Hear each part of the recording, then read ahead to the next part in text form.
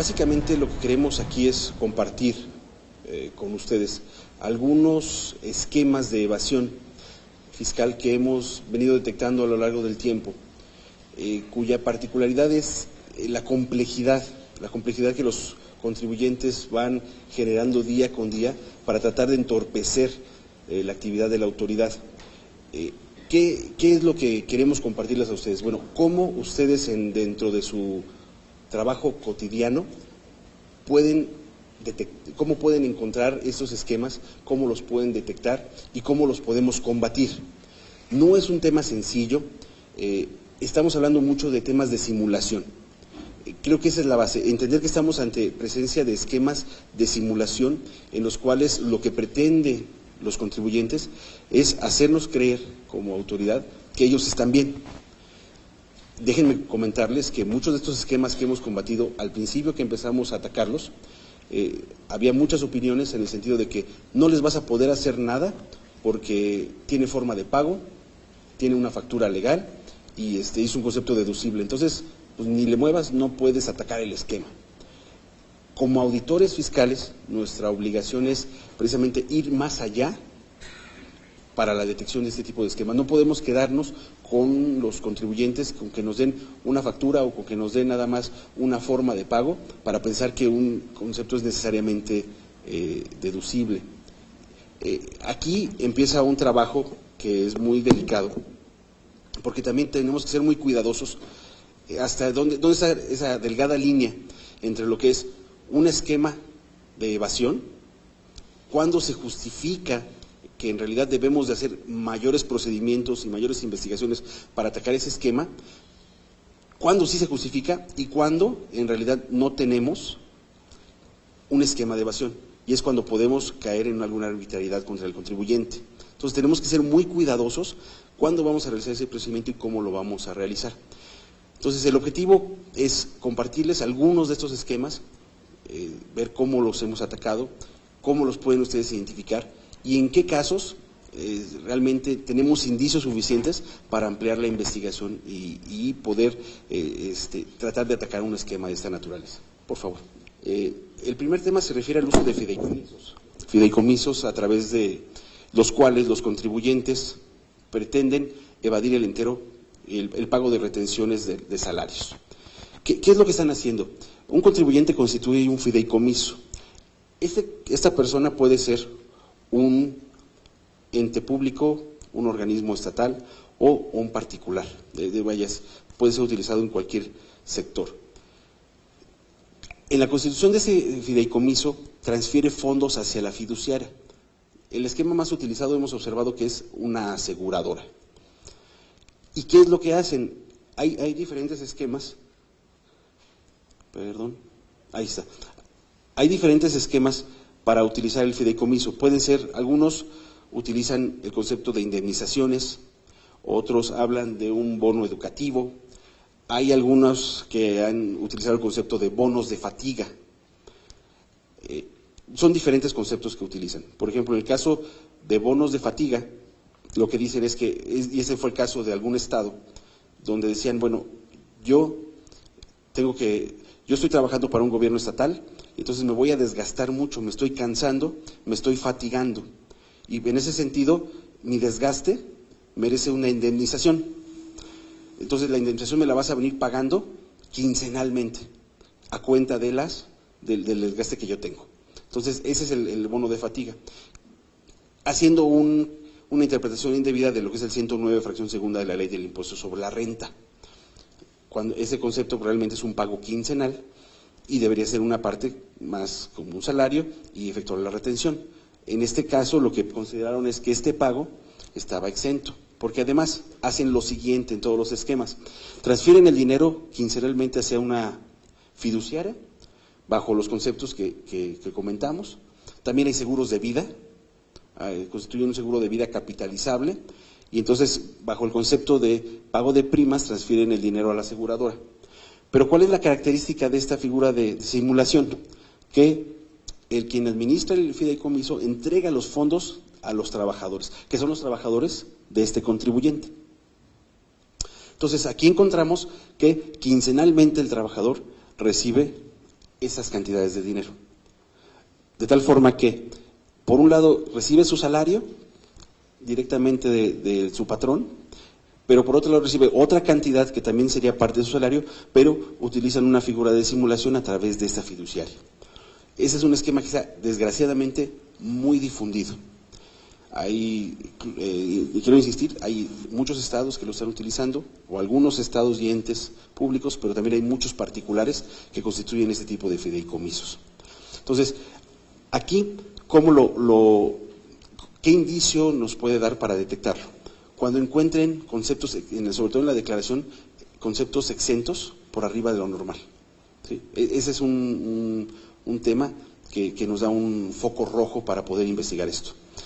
Si ustedes entran en alguna revisión y encuentran que el concepto de exentos está muy alto y es desproporcional, podríamos estaros encontrando la figura de este uso de un fideicomiso.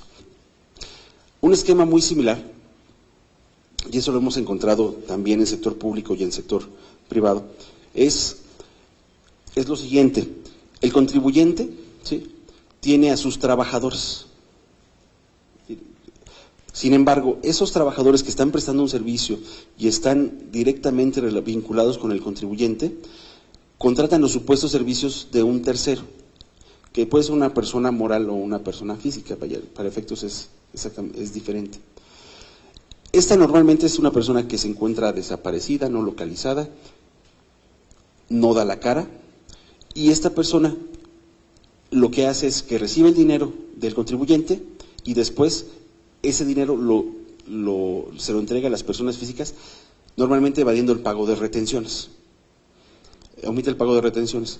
De tal forma que cuando llegamos con este prestador de servicio, el prestador de servicio está desaparecido, está no localizado. Y lo que pretenden es decir, bueno, pues sabes que yo, persona física, trabajador que estoy recibiendo el dinero y que no me retuvieron, no es mi problema, ve y cóbrale a pero este está desaparecido. Cuando en realidad lo que encontramos es que este trabajador tiene una relación directa con el contribuyente. Al igual como vamos a ver más adelante en los esquemas de outsourcing, lo que tenemos que hacer cuando encontramos este tipo de triangulaciones es tratar de llegar a concluir que las personas físicas tienen realmente una relación directa y una relación de subordinación directamente con la persona que está contratando los servicios. Esa es la clave fundamental. Es muy difícil, y lo vamos a ver en todos los esquemas que trabajemos, es muy difícil poder llegar al fondo del asunto si nosotros nos quedamos únicamente con la forma jurídica. Y aquí sí vamos a hacer mención de que necesitamos privilegiar un concepto contable, que de hecho es un postulado básico, de que sobre todo en este tipo de casos, el fondo económico, la sustancia económica, debe de prevalecer sobre la forma jurídica. ¿A qué se refiere este concepto? A que aunque los contratos digan aquí que este prestador de servicios es el que se obliga a prestar el servicio y haya una forma de pago, haya una factura, la realidad, la sustancia económica de la operación es que estas personas están sujetos a instrucciones de esta persona que contrató el servicio. En ese sentido, tenemos que hacer todos los procedimientos tendientes a demostrar esa realidad económica. Otro tema ¿qué están haciendo muchos contribuyentes? Y es algo muy sencillo. Están tomando un tema de pagar ingresos supuestamente exentos por el mismo tema de riesgos e indemnizaciones, jubilaciones. Están haciendo un cálculo actuarial donde dicen que el riesgo vale X monto.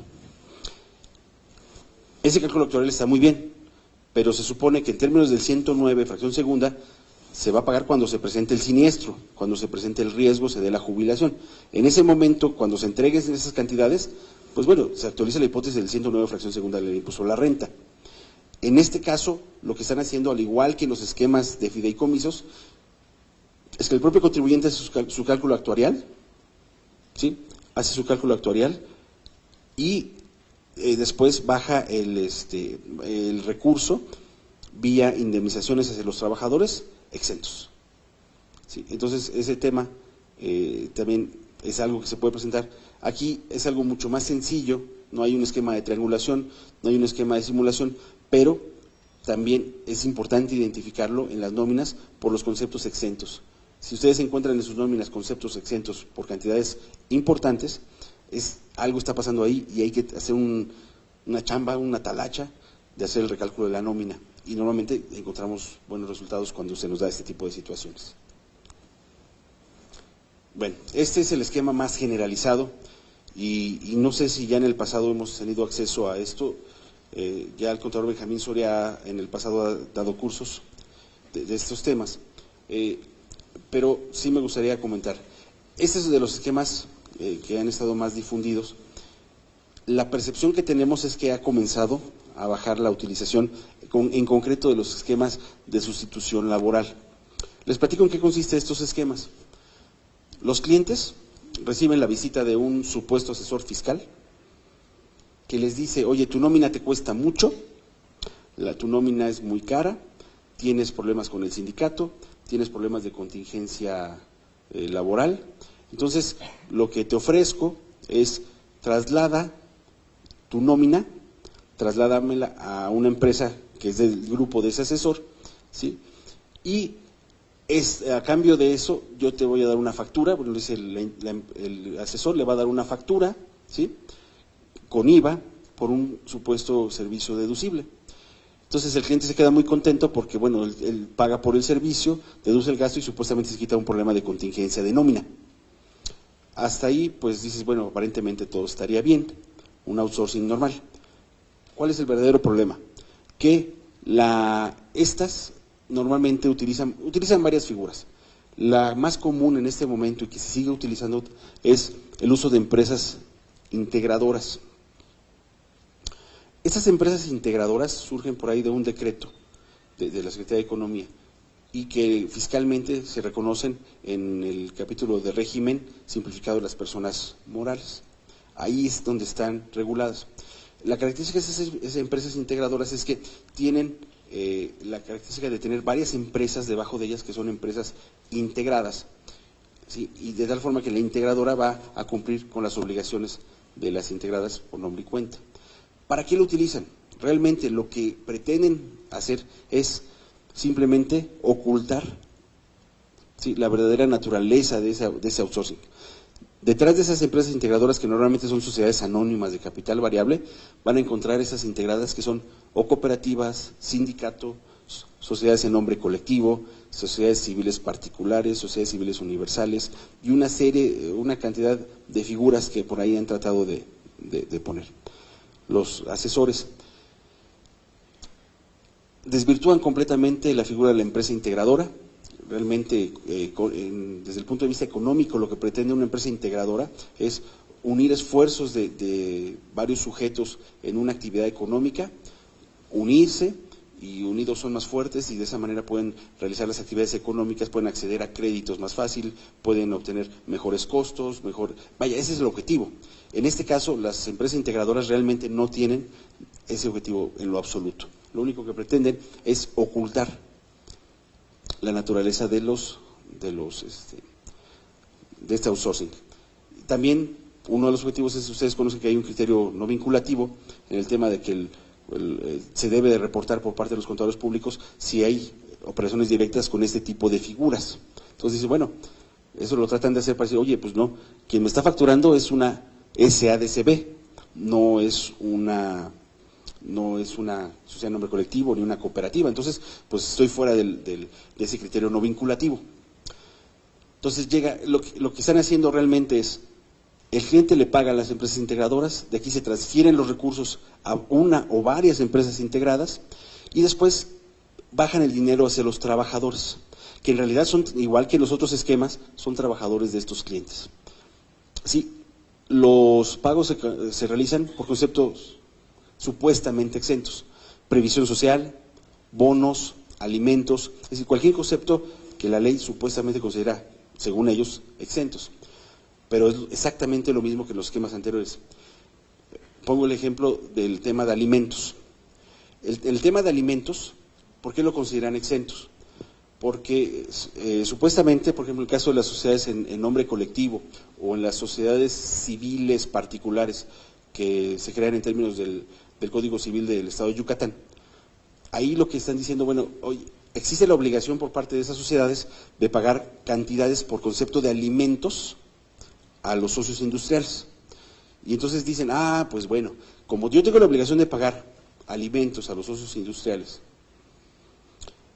y esos alimentos en términos del 109, los alimentos están exentos, alguien por ahí dice, hago el símil y digo ese alimento está exento, entonces toda la nómina la convertimos en socios, lo convertimos aquí en socios industriales, les pagamos etiquetados como alimentos y entonces ya nadie paga impuestos en México. Eso es lo que se les ocurrió. En este tipo de figuras ya tenemos resoluciones de la Corte ya, los colegiados se han pronunciado en el sentido de que pues ese alimento no está exento, son alimentos, son conceptos gravados. Y así es como hemos venido y llegado al fondo del asunto. Ese esquema ya lo tenemos muy explorado, se ha venido trabajando, pero ¿qué es lo importante? Lo importante desde nuestro punto de vista como áreas fiscalizadoras es que aquí se está cometiendo un delito de simulación. Y tenemos que detectarlo. Hemos detectado en gran número de auditorías, sobre todo en nuestras administraciones locales, donde iniciamos una auditoría por algún otro antecedente y nos topamos que tenemos en la contabilidad la posibilidad de detectar el esquema, pero lo pasamos por alto. Es muy importante poner focos rojos cuando encontremos lo siguiente. Por un lado, encontremos que este cliente, si lo entras a revisar, no tiene pago de salarios.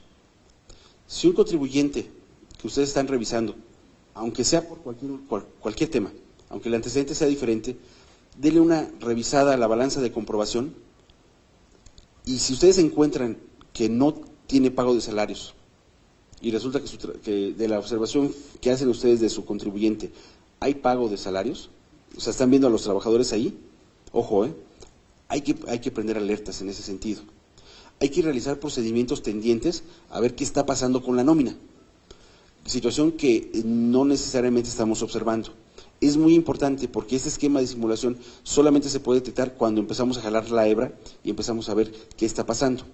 Ese sería el primer indicio. Entonces yo les diría, si ustedes traen una auditoría donde observen que hay no hay pago de salarios, váyanse a la parte de pagos de servicios y se van a encontrar una factura de una de estas, segurito. Van a encontrar un outsourcing.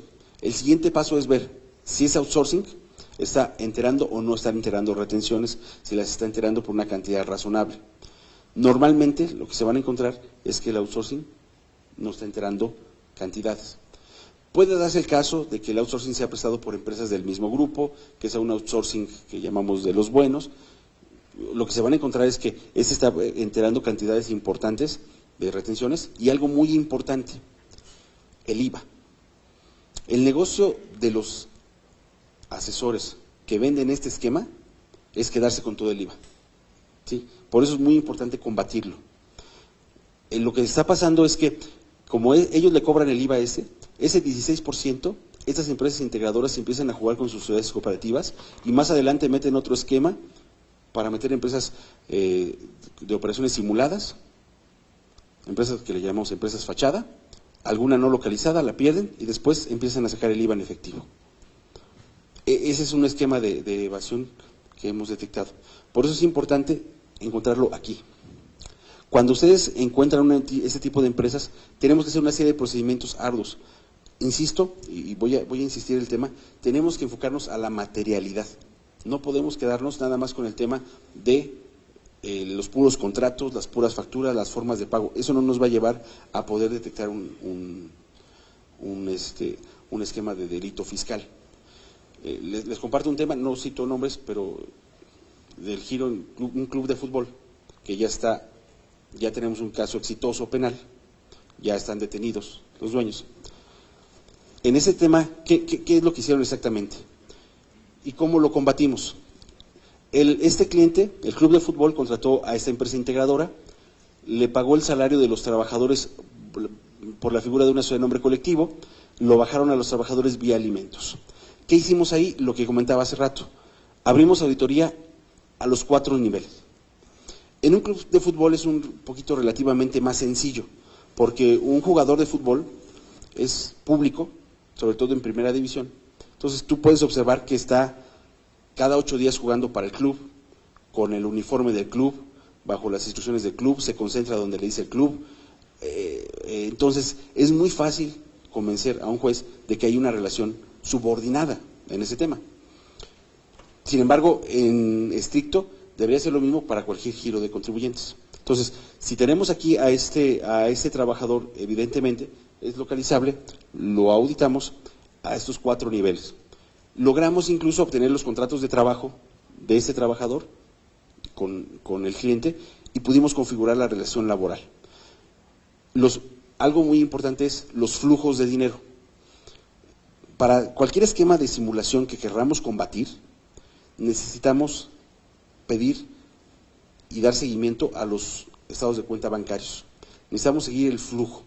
Lo que hicimos en este caso en particular fue ver cada factura que este cliente, que el club le pagó a esta empresa integradora, le dimos seguimiento. O sea, sale el dinero de aquí, entró acá, sale de aquí, entró acá, sale de aquí, lo dispersaron hacia acá.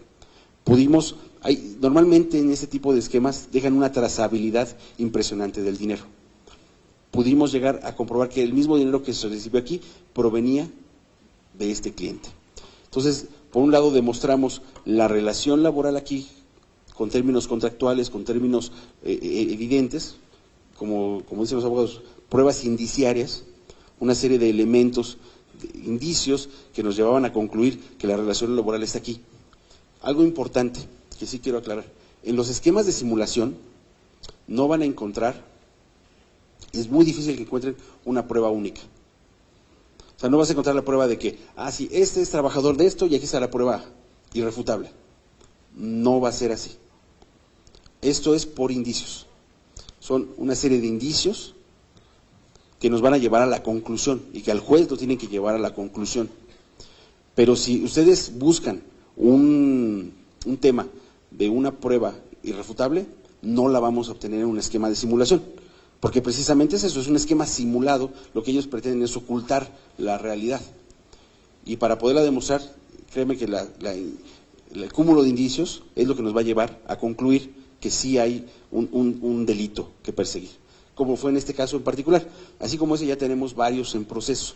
Entonces llegamos a la conclusión de que este trabajador tiene la figura de relación personal subordinada y los flujos llegaron acá. Así como ese tema, en todos los temas de simulación, lo importante es la materialidad. Es el concepto que debemos de estar manejando constantemente. Este es otro tema que todos lo conocemos y también tenemos que buscar cómo combatirlo. Nosotros lo hemos denominado empresas facturadoras de operaciones simuladas. Luego es otra cosa, también lo podemos conocer como empresas fachada, empresas fantasma. Y realmente, ¿qué características tiene este esquema? Las empresas existen, las facturas que emiten son válidas, tienen cuentas bancarias, hay forma de pago y los conceptos son presumiblemente deducibles. Pero la característica es que las operaciones que amparan esos comprobantes son operaciones simuladas. No hay una actividad económica detrás de eso.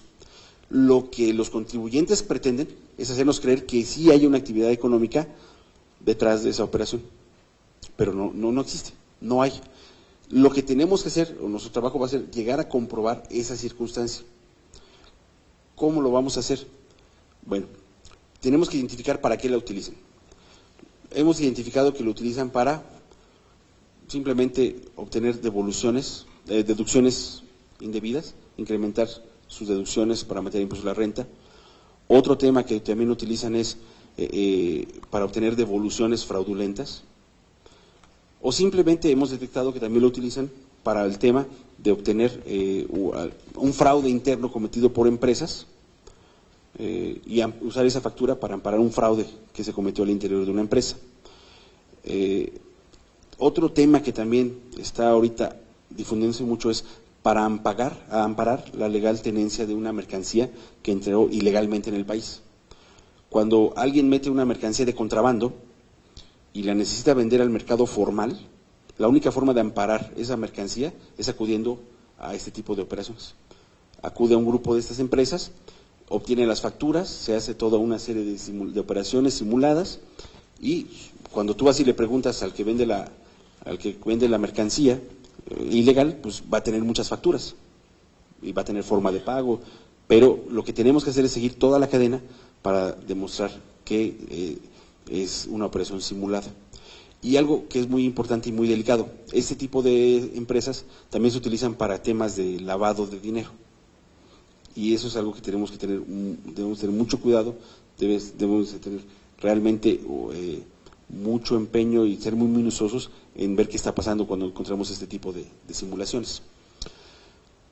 La característica que hacen es que cuando este cliente acude a este mercado, digamos, por llamarlo de alguna forma, hay una empresa a un primer nivel que sí le va a dar la factura, le va a dar forma de pago y un concepto normalmente deducible. La generalidad es que el concepto es un intangible, aunque también nos hemos encontrado casos en donde el concepto es alguna mercancía, como les comentaba. Esa empresa, entre las empresas del mismo grupo de operaciones, de estas empresas fachada, empiezan a realizar N número de operaciones y se facturan unas entre otras. La característica de estas empresas es que ninguna tiene un establecimiento que pueda prestar el servicio. Normalmente se encuentran en pequeños departamentos, en cuartitos de 2x2, no hay evidencia física de una actividad económica, no tienen trabajadores, no tienen planta, no pagan seguros, hay una serie de indicios, una lista larga de indicios del por qué no hay una actividad económica a considerar aquí. Se facturan entre ellas y después llegan a una empresa normalmente a un último nivel y esa es la que se encarga de sacar el dinero. Normalmente se prestanombres, lo cambian en efectivo y normalmente de esta forma el dinero regresa a personas directamente involucradas con el cliente. Por ejemplo, si hay una operación de una deducción indebida, bueno, entrega la cantidad de la factura, aquí le dan vueltas, sale el dinero, lo cambian en efectivo y regresa en forma indirecta hacia los accionistas, los representantes legales de este cliente. En algunos casos hemos encontrado que el dinero regresa con transferencias bancarias vía préstamos. Bueno, pues ahí es más sencillo demostrarlo. ¿Qué tenemos que hacer para combatir este esquema? Es muy complicado, pero sí es factible hacerlo. Ya tenemos algunos casos que la PGR ha evaluado y en los cuales ya logramos órdenes de aprehensión. Entonces, ¿qué hay que hacer? Bueno, al igual que nosotros, tenemos que abrir auditorías a todos los niveles. En una operación, por ejemplo, tuvimos una operación de compra-venta de alguna mercancía y lo que hicimos fue abrirle a todas las empresas. Incluso mandamos auditoría a las no localizadas y a las personas físicas involucradas. En todos levantamos actas preguntando a quién le compraste, a quién le vendiste, dónde almacenaste, pagaste seguros, quiénes eran tus trabajadores, qué rutas utilizaste, dame el nombre de tu transportista, tu fletero, todas las preguntas que nos llevan a concluir de una actividad económica. O en el caso de un intangible, oye, a ver, ¿cómo se llama el que te prestó el servicio? ¿Cuándo vino a sus instalaciones? ¿En qué consistió? ¿Qué elementos fueron prestados? Y a todos los niveles lo hicimos. ¿Qué pasa normalmente? Normalmente no hay, se empiezan a entrar en contradicciones. Por ejemplo, cuando le preguntábamos a uno por la mercancía, nos decía, está en la bodega de este. Y ese nos dijo que estaba en la bodega de este, y total que nunca pudimos dar, empezaron a poner contradicciones. Todos esos elementos quedaron plasmados en actas. Ojo, eso es un indicio, no es una prueba concluyente, pero nos da un elemento suficiente para pensar que ahí no hay una operación, una actividad real. Adicionalmente, ¿qué plasmamos en actas? Plasmamos la situación de estas personas, de estas empresas. Asentamos que de la observación física de la constitución en el domicilio no se observa una actividad económica.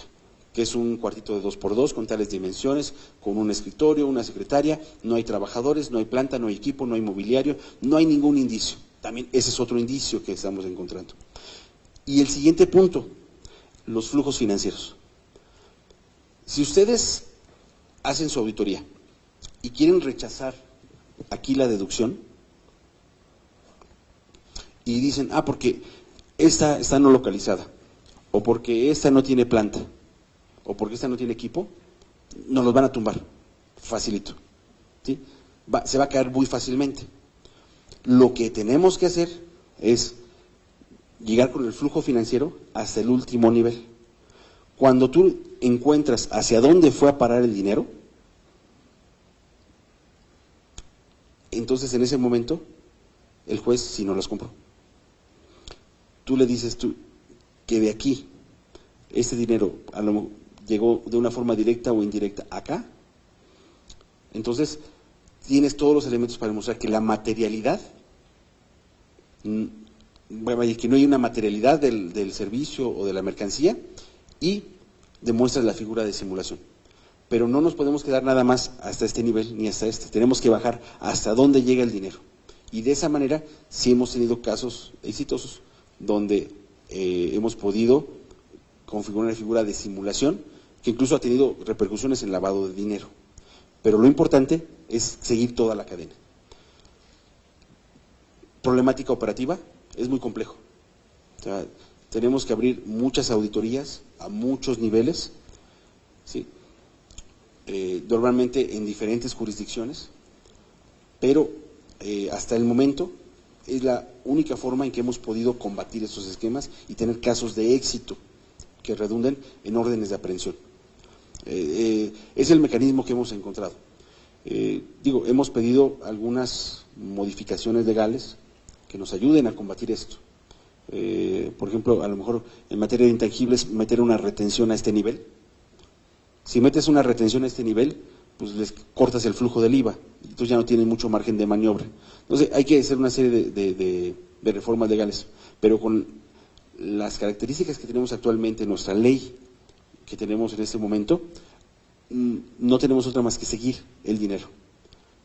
Pero es muy interesante, porque si tú sigues el dinero y llegas hasta acá, normalmente te encuentras, sobre todo en estas empresas, en grupos grandes, que tienes temas de lavado de dinero importantes. O sea, el dinero que está cayendo ahí proviene de 1000 situaciones, devoluciones de IVA fraudulentos, mucho efectivo que se van a encontrar. O sea, existe una presunción fuerte de que hay temas de crimen organizado. O sea, podemos llegar a muchas conclusiones en este punto. ¿Cuál sería la recomendación en este caso? Si ustedes encuentran que por ahí hay un concepto o hay una empresa con estas características, ¿cuál sería? Insisto, no tienen planta, no tienen equipo, no tienen trabajadores, es un cuartito de 2x2, nada más tienen una secretaria, no atienden, no encuentras indicios evidentes de una actividad económica. Ojo, hay que realizar procedimientos ahí. No hay otra. Si no lo hacemos, estamos dejando pasar esos esquemas de simulación en forma importante. Al igual que los demás esquemas, el ofrecimiento es, si encuentran algún indicio, podemos platicarlo, podemos sentarnos a ver el caso específico y ver una estrategia para el caso en concreto. Cada caso es diferente, pero tendríamos que estar analizando el caso en concreto y específico. Bueno, ya vamos a concluir, creo que estoy un poquito corto de tiempo, pero miren, este es un tema que queremos compartir con ustedes. Y es un tema muy sencillo, realmente es un tema muy sencillito. Es los contribuyentes que tributan como repecos, que realmente no lo son. Y es muy sencillo, lo que están haciendo es que llega el comensal, hablemos de un restaurante, llega el comensal a un establecimiento que a veces tiene 2 o 3 establecimientos, en cada uno hay personas físicas, que son por operación pública general, dadas de alta como repeco. Normalmente hay una sola unidad económica, ¿sí? Hemos detectado que contablemente consolidan los resultados de las 3 personas, ¿sí? Pero fiscalmente están declarando por separado. ¿Cómo lo estamos tratando de combatir? Y precisamente ahorita acabamos de atender a un restaurante de aquí de la Ciudad de México que está en esa situación. Y creo que en todas las localidades ustedes tienen alguno similar. La clásica taquería, tortería, en Guadalajara están las birrerías, no sé, donde vayas encuentras algún local donde tú vas y lo ves lleno de gente, está muy rico. Ustedes van y piden un comprobante y les van a dar un comprobante de un repeco. Entonces, bueno, pues es repeco, ¿qué le hago, no? Bueno, ¿qué estamos haciendo? Iniciamos la visita domiciliaria, normalmente por último ejercicio, entramos y ubicamos al contribuyente en alguna causal de determinación presuntiva del artículo 55, que normalmente nos dan el pretexto excelente cuando no nos exhiben el libro diario de ingresos y egresos. Al ubicarlo en esa causal, lo que hacemos es que aplicamos el procedimiento establecido en el artículo 61. Lo hacemos, entramos a ese procedimiento y observamos las operaciones durante 7 días. ¿Sí? Al observar las operaciones durante 7 días, estamos encontrando que rebasan por mucho el límite establecido para tributar como un pequeño contribuyente. La experiencia que hemos tenido en las que hemos hecho es que todas se han acercado a autocorrección. Este no es un tema, lo que quisimos traer es un tema que sinceramente no lo hemos manejado como tema penal, porque el curso es de delitos fiscales, pero lo quisimos compartir con ustedes en los esquemas de evasión que estamos combatiendo. Creo que es algo que tanto a las entidades como a la federación nos puede dar buenos resultados en caso de aplicarlo y diseñar un programa de combate a estos temas. ¿Qué es lo que tenemos que hacer? Nada más ubicar al contribuyente en la causal de determinación presuntiva, aplicar el procedimiento de reconstrucción, que es un poco cansado, porque si encuentran una taquería que trabaja las 24 horas del día, tenemos que habilitar horas, tenemos que establecer los grupos, no podemos dejar sola la caja, tenemos que estarlo viendo, entonces es muy desgastante para el personal, pero creo que al final del día vale la pena. Ahora, ¿cómo reconstruimos las operaciones? Ojo, lo que hacemos es que simplemente llegamos por ejemplo, ahorita el caso, sin citar nombres, esta taquería es repeco y lo observamos que tiene ventas diarias de 50,000 pesos, vende 6,000 tacos. Entonces, resulta que ya anualizado de esa reconstrucción de operaciones son más de 20 millones de pesos. Esos 20 millones los tomamos como base. ¿Qué hacemos? Pensamos que lo reconstruimos bajo la reconstrucción de operaciones. Ya no le vamos a tomar los depósitos bancarios, ni otro concepto. ¿Por qué? Porque estoy aplicando un procedimiento de determinación positiva del 61. No lo voy a mezclar con el 59 fracción tercera, ni con el 62, porque siento que estaríamos revolviendo. Además, si estamos decidiendo que nos vamos a ir por un procedimiento de reconstrucción de operaciones, las operaciones que están ahí en público en general son las operaciones que él realizó. Y separo lo que son las operaciones bancarias. Sí, creo que no deberíamos de hacerlo. Entonces, simplemente nos vamos con el artículo 61, reconstruye operaciones. ¿Puedo aplicarle una determinación presuntiva? Creo que sí. Podemos reconocer un costo, vaya, eso creo que es válido. Sí, incluso creo que también es válido poder desgravar las operaciones de IVA, porque yo sé que las operaciones ahí están manejando un IVA determinado. Entonces, hacemos el proceso de reconstrucción, hacemos la determinación del crédito y la mayor parte de los contribuyentes se han acercado a una autocorrección. ¿Qué pasaría en una liquidación? Yo creo que tendríamos éxito. ¿Por qué? Porque recuerden ustedes que para poder presumir ingresos a un contribuyente, el requisito importante o lo que debemos de reunir es ubicarlo plenamente en la causal de determinación presuntiva, que en este caso sería la ubicación en el supuesto del artículo 55 de Código. Si lo ubicamos ahí, yo creo que plenamente hay plena validez en mi figura de presunción. ¿Por qué? Porque yo observo operaciones y rebasas por mucho. El contribuyente puede alegarme en un momento de la liquidación, oye, es que lo que tú me observaste en estos 7 días no es lo que gané el año pasado, y bueno, sí, lo siento, pero tú te ubicaste en esta causal y tengo elementos de observación que me permiten presumir que rebasaste el límite de ingresos. Lo que pensamos que sí podemos lograr aquí son muchas autocorrecciones. sacar a los contribuyentes de un régimen de pequeños contribuyentes que no les corresponde y llegar a un elemento de determinación de presuntiva, pero que sí nos dé algo de recaudación. Entonces, bueno, lo ponemos sobre la mesa. El tema de las constancias emitidas, pero que no hay retención alguna o que no ampara la constancia de la realidad. Lo que están haciendo es muy sencillo. Una empresa normalmente no localizada emite ya sea constancias de dividendos provenientes de CUFIN o emite constancias de salarios en las cuales sabemos que no enteró ni retuvo nada. La persona física, feliz de la vida, recibe su constancia, ¿sí? Y entonces, ¿qué pasa? Esa está no localizada, ya no la vas a volver a ver. Llegas con la persona física y la persona física te dice, aquí tengo mi constancia de dividendos y vienen de CUFIN. ¿Qué estamos haciendo concretamente en el caso de dividendos? No nos quedamos con el papel. O sea, algunos de los comentarios que nos hacían es, pues ya tiene la constancia, pues vete y voltea esto y cóbrale a esta. Sabemos que no. Como comentábamos hace rato, lo que estamos haciendo es correrle traslado de la cual es la situación fiscal de esta empresa, que no tuvo la capacidad de haber distribuido dividendos, ¿sí? Y en ese sentido no generó jamás utilidades, está no localizada, y entonces pues le corremos el lado y decimos, oye, pues no pudo haber dividendos. Ahora, en todo caso, si tú dices que hay dividendos, tú como parte de la asamblea donde se decretaron los mismos, pues dame los elementos para conocer que existen esos dividendos. Pues no nos los dan, y pues estamos litigando por la parte de dividendos.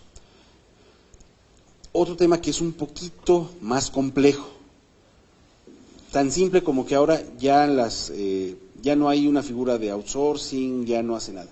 Simplemente lo que hacen es que una empresa supuestamente pagadora de los salarios les paga a los trabajadores vía alimentos, vía o salarios, como sea, pero no les hace retención. Y les da una constancia de retención. Tú te volteas a la empresa y la empresa o está no localizada y nunca ha enterado jamás en su vida un solo peso de retenciones. E igual, vas a la persona física y te dice, pues yo aquí tengo mi constancia de retenciones, aquí está. Entonces, ¿qué hacemos en ese caso? Es complejo, Si nos quedamos con la pura constancia de retención, pues le vamos a dar por buena un esquema a todo esto.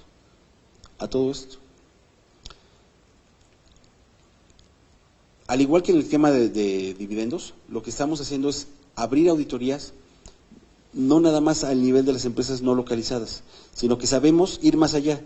Sabemos que el dinero que llega a estas no localizadas viene de gente que está vinculada a estas personas físicas.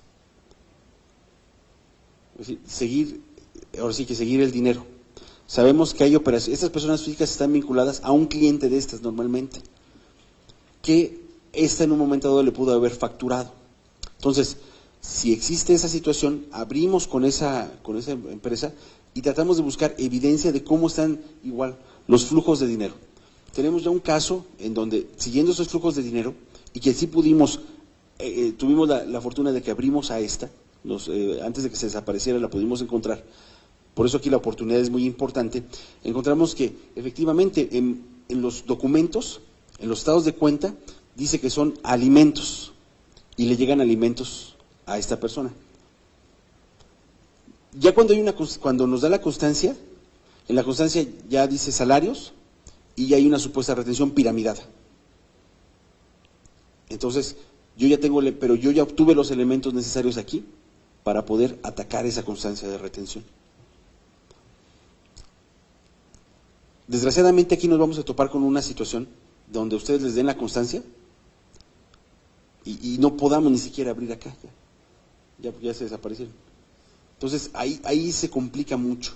Ahí estamos ante la disyuntiva en ese momento de utilizar el mismo criterio que estamos usando para dividendos. Decirle, oye, pues con toda la pena del mundo, te corro traslado de que esta empresa que supuestamente te retuvo, pues jamás se enteró un solo peso de retenciones de salarios, por lo tanto, tú no lo recibiste. No hay retención y tú eres el sujeto directo del impuesto y me lo pagas. Pensamos que eso está endeble en tribunales, pero estamos buscando la forma, cuando no podemos allegarnos de los elementos como les comenté, de cómo atacar esta figura. Es un poquito complicada, pero se está presentando mucho. Entonces, si ustedes traen algunas revisiones ahí de personas físicas o alguna situación como esta, bueno, sí lo podríamos analizar a detalle. Pero sí queríamos comentarles que es un tema que se está presentando y desgraciadamente ya cada día más generalizado.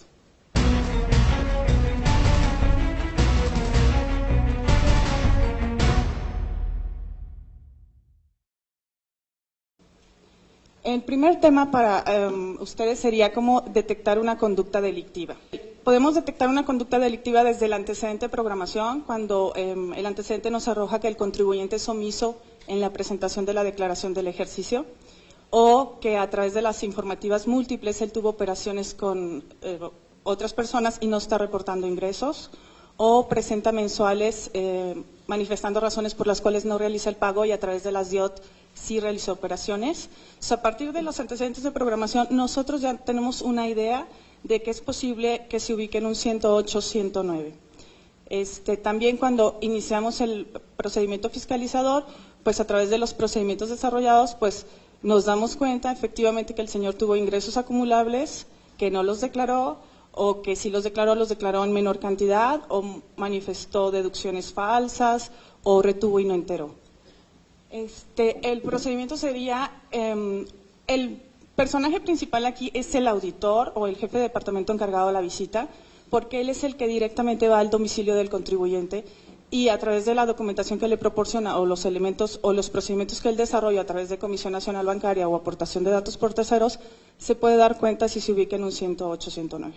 El auditor o el jefe de departamento van a preparar una nota informativa para el subadministrador de visitas o de gabinete, según sea el caso, en el que le van a hacer ver estos elementos, los ingresos determinados a la fecha y si es posible que sea un 108, 109. El subadministrador, a su vez, va a incorporar las pruebas documentales, es decir, los estados de cuenta bancarios, la aportación de datos por terceros, las declaraciones. Se lo va a hacer llegar al área de procedimientos legales y procedimientos legales va a convocar a comité de evaluación de conductas delictivas. En el comité, ¿quiénes participan en el comité de evaluación de conductas delictivas? Participa el director, el sub de procedimientos legales, el sub de auditoría, el jefe de departamento y el auditor. En este comité se va a determinar la procedencia o no de su trámite especial. El acta de comité que para efecto se levante más el soporte documental, o incluido el soporte documental, se hará llegar a la Administración Central de Análisis Técnico Fiscal. Tenemos los plazos para proponer un asunto. De acuerdo a la modificación que sufrió el artículo 100 el año pasado, la central se vio obligada a sacar una circular para dejar claro cuáles son los plazos en los que se pueden proponer los casos especiales a la Central de Análisis Técnico. El primer plazo es a los 4 meses de iniciar las facultades, ustedes deberán celebrar un comité de evaluación de conductas delictivas y con los elementos que tengan a la fecha determinar si es procedente o no para su trámite especial. A partir de ahí van a ser comités de evaluación de conductas delictivas cada vez que obtengan mayores elementos. Nuestro segundo punto serían los 12 meses antes de la preclusión y prescripción de la acción penal. ¿Por qué 12 meses antes de la preclusión y prescripción de la acción penal?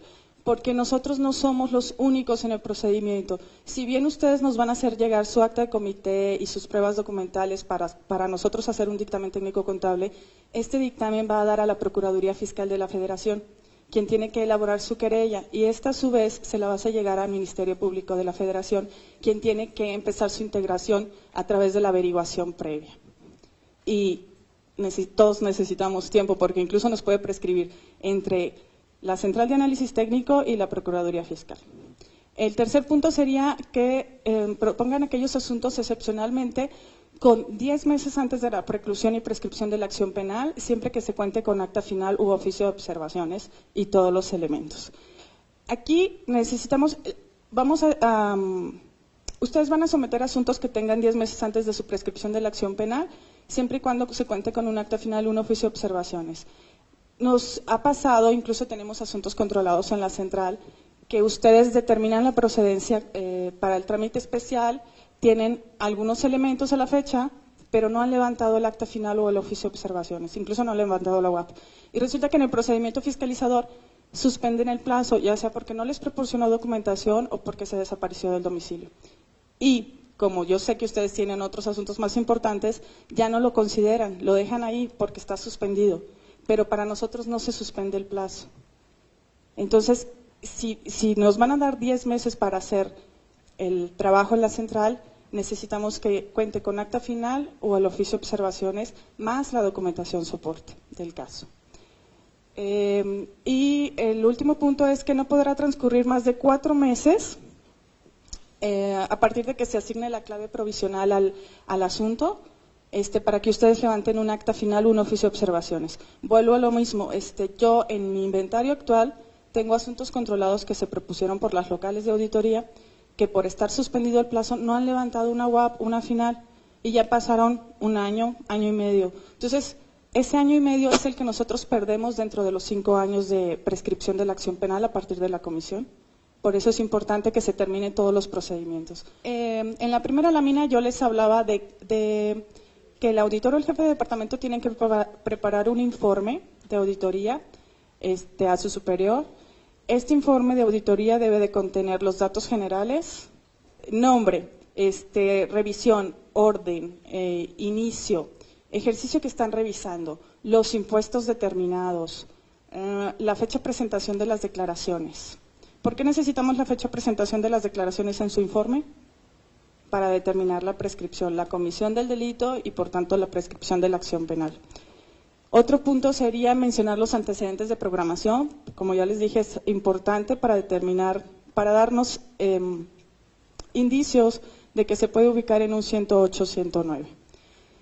El otro punto serían los resultados de procedimientos de auditoría. Estos procedimientos de auditoría son también los que les platicaba yo hace rato, son aportación de datos por terceros, solicitar a la Comisión Nacional, solicitar a diferentes dependencias si el contribuyente está localizado, dónde está localizado, qué bienes tiene, folio mercantil, escrituras.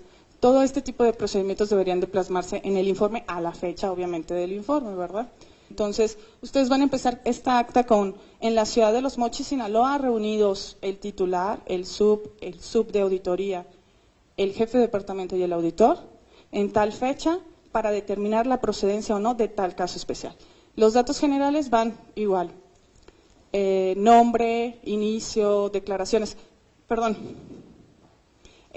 Nosotros tenemos un indicador.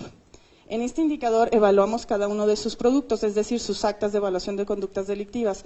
8 puntos de los que evaluamos en esa acta de Comité de Evaluación de Conductas Delictivas y que deberán de tomar en cuenta, ahora que nos empiecen a proponer sus casos, son el ejercicio, el inicio de facultades, la fecha de presentación de las declaraciones, si es dictaminado o no, si se dictaminó, con qué fecha se dictaminó, los montos de los impuestos omitidos, en qué delito se ubica 108, 109 y el estatus que guarda la revisión. En específico del estatus, la fecha de la UAP y la final, este indicador era antes de la modificación que sufrió el CIEM, porque antes teníamos 5 años por comisión y 3 por conocimiento. Entonces, conocíamos a partir de la última acta parcial, que es donde la autoridad asienta todo lo que conoció en la visita. No se ha movido ese indicador, entonces, si nos pueden poner la fecha de la UAP, la fecha de la final, o si ya emitieron crédito determinativo, se los agradeceríamos. Pruebas obtenidas, vuelvo a lo mismo. Si ustedes realizaron aportación de datos por terceros, solicitaron a Comisión Nacional Bancaria y de Valores, solicitaron a servicios al contribuyente las declaraciones, las balanzas, los auxiliares, lo que el contribuyente les haya entregado en la visita. Ahí van a señalar las pruebas. Este punto de pruebas obtenidas es el más importante en el acta de comité, porque cuando los contadores estamos leyendo su acta, pues con ese punto nos damos cuenta si el asunto sí tiene los elementos o posiblemente se van a obtener en el transcurso de la visita. En estudio y análisis, ustedes me deberán de señalar si el contribuyente con base en esto tiene ingresos acumulables, omitidos, o deducciones falsas, o retenidos no enterados. Deberán de hacer un análisis y concluir cuáles son los impuestos omitidos a esa fecha. Los procedimientos sugeridos. Esta parte le toca al área de procedimientos legales. Cuando ustedes tienen todavía la visita en proceso, le corresponderá al área de procedimientos legales, pues sugerir, oye, como ya la Central de Análisis Técnico nos controló el asunto como caso especial, te sugiero conseguir el folio mercantil, las escrituras constitutivas, las declaraciones certificadas, Comisión Nacional Certificada, Comisión Nacional Bancaria y de Valores, perdón, deberán de estipular los plazos, porque volvemos a lo mismo de la lámina anterior. Ustedes tendrán, bueno, de acuerdo a la circular, tienen 4 meses para concluir su procedimiento una vez que se les dé clave provisional. Y el siguiente punto se llama determinación de procedencia. Ahí van a decir, bueno, pues este caso se ubica en un 109 fracción primera, toda vez que la local de servicios al contribuyente informó que la declaración X no ha sido presentada. En base a mis procedimientos de auditoría, yo tengo ingresos acumulables determinados de X, lo ubico en causal de presuntiva porque el señor no ha atendido mi visita y tengo un impuesto de tanto. Entonces, es procedente porque se ubica en tal y tengo un impuesto de tal. Firma de los participantes. Todos deberán de firmar, todos los que participaron en el acto de comité, para cerrar el acto deberán de firmar. Por favor, la siguiente. Montos mínimos. Ok. Aquí en los montos mínimos tenemos una circular del 23 de marzo del 2004 que nos señala qué casos se consideran prioritarios para su trámite especial. Aquellos asuntos que en suma de los impuestos revisados en el ejercicio sea superior a 1.369.930.000 pesos. El monto de lo defraudado, como dice el párrafo, sea igual o mayor que al señalado en el artículo 108, fracción segunda del Código Fiscal de la Federación, en relación con la resolución miscelánea para el ejercicio 2012. Y también se dará tratamiento a aquellos asuntos en los que el monto de lo defraudado sea de 700.000 pesos, siempre y cuando la conducta sea calificada. ¿Qué se considera conducta calificada? El artículo 108 nos señala, entre otros puntos, el usar documentos falsos, el retener no enterar, el manifestar datos falsos para obtener una devolución indebida, manifestar datos falsos para obtener una compensación que no nos corresponde, o manifestar datos falsos para disminuir una contribución, o omitir expedir reiteradamente comprobantes fiscales. Adelante, por favor. ¿Te regresas? En este caso de los 700.000 pesos, tenemos, por ejemplo, la conducta de impuestos retenidos. No es necesario que ustedes nos propongan todo el año. Como es por mes, con que nos propongan 4 meses, si ustedes en 4 meses tienen los 700.000 pesos, nos reúnen los elementos por esos 4 meses y nos proponen el caso.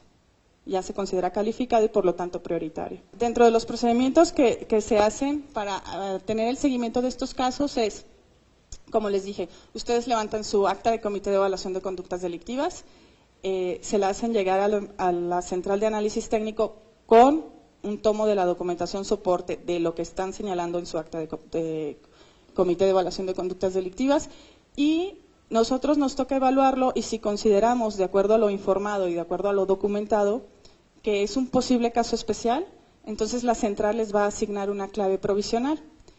Esta clave provisional tendrán que hacer mención de ella. A partir de ese momento, toda la comunicación que se tenga deberá de ser a través de la clave, por la confidencialidad que guardan los asuntos, porque nosotros no podemos estar por teléfono o por oficios diciendo, fulanito de tal, mándame tanto. No. Esta clave provisional es alfanumérica. Muchas veces me ha tocado que me hablan y me dicen, oye, la clave fulanita, ¿quién la tiene? Alfanumérica es el apellido del administrador que la lleva, el apellido del sub que la lleva, el jefe de departamento, el número de expediente recibido en el año y el año de recepción. ¿Sí? Entonces, cuando ustedes tengan una GDK, es el licenciado Galindo, soy yo, Díaz, Carla es un jefe de departamento. En el caso de la contadora Epicmenia, que está aquí presente, es E de Epicmenia, Inés Pérez, que sería P, y J, Juan, por ejemplo. Nada más son 2 administradores de área que ven asuntos de trámite especial, junto con el licenciado Rodolfo, que ve la parte de procedimientos legales. Adelante, por favor.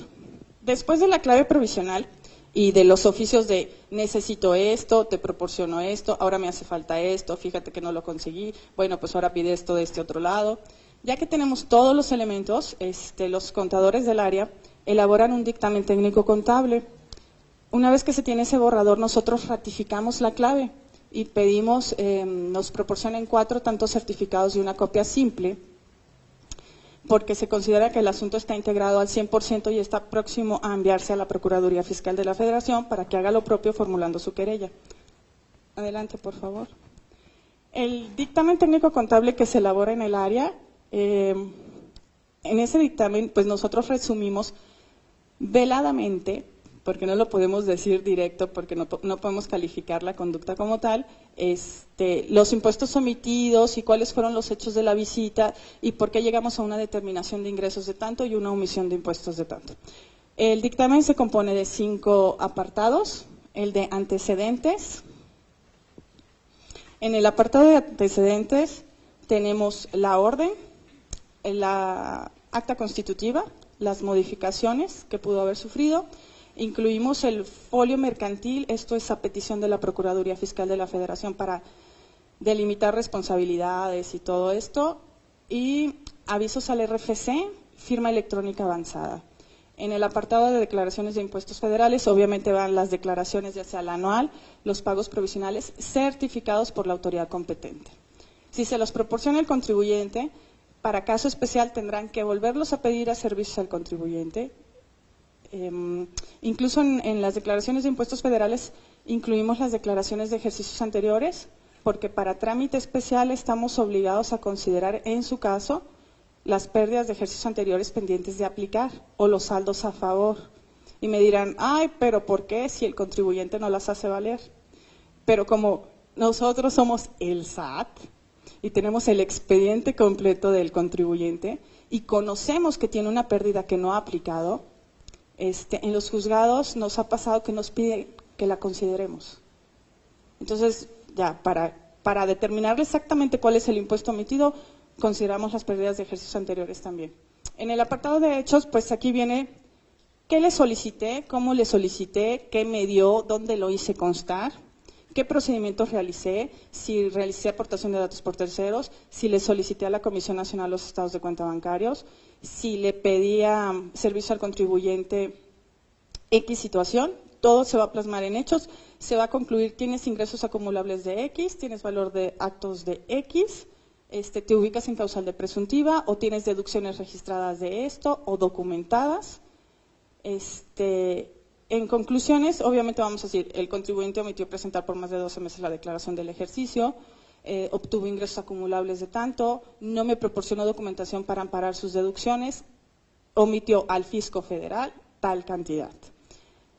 En resultados obtenidos, ese apartado se compone pues de los fundamentos que nos da el Código Fiscal de la Federación, la Ley del Impuesto sobre la Renta, la Ley de IVA o la Ley de IETU, para ubicar al contribuyente en los supuestos que le obligan a pagar sus impuestos y hacemos un cálculo de los impuestos.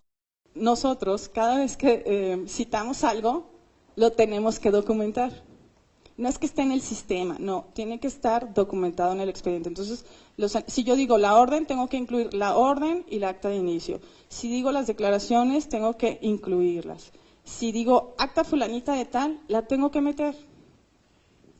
Entonces, estos anexos son los que se piden certificados en 4 copias y una copia simple. Adelante, por favor. Y los papeles de trabajo. El auditor debe documentar los aspectos importantes de la auditoría que proporcionen la evidencia necesaria para que el contador público que suscribe el dictamen sustente su opinión. Sin estos papeles de trabajo, nosotros no le podemos arrojar al Ministerio Público el expediente completo, se lo tenemos que digerir.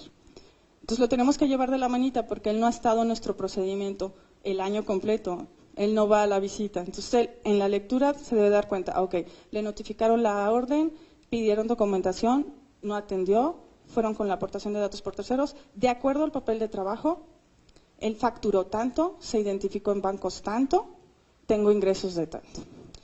Los papeles de trabajo tienen que estar completos y suficientemente detallados. Detallado significa índices, marcas de auditoría, fuente, quién lo elaboró.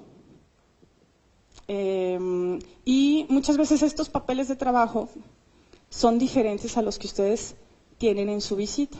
Entonces, en ocasiones les pedimos los archivos, los modificamos un poquito, se los devolvemos y no pasa nada.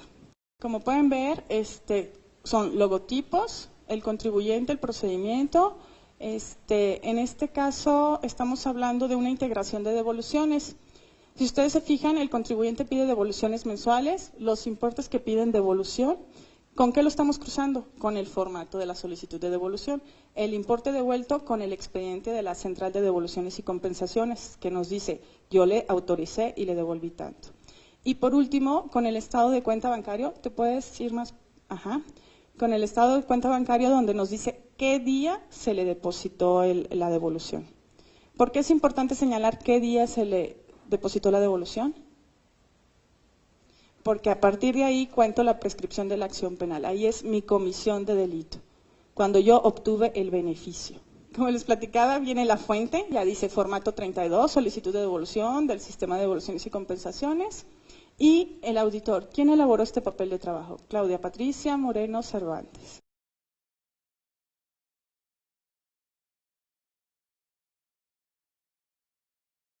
Este es un vaciado del pago provisional.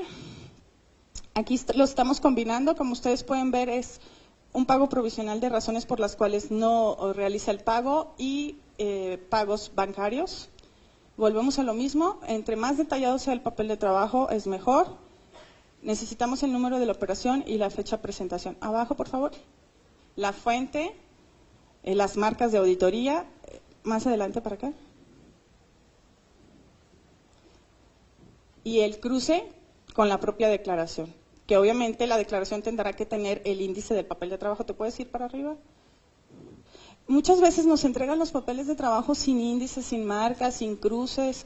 Entonces, yo les agradecería que entre más detallados, más precisos, es mejor.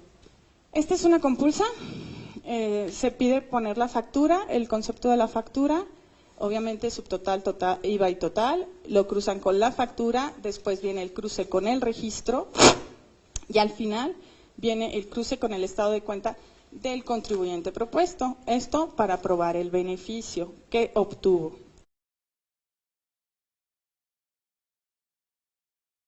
Como les platicaba, para asuntos de defraudación fiscal es importante considerar las pérdidas de ejercicios anteriores, aunque el contribuyente no las haga valer, para lo cual también pedimos la actualización de estas pérdidas. Este es el papel de trabajo.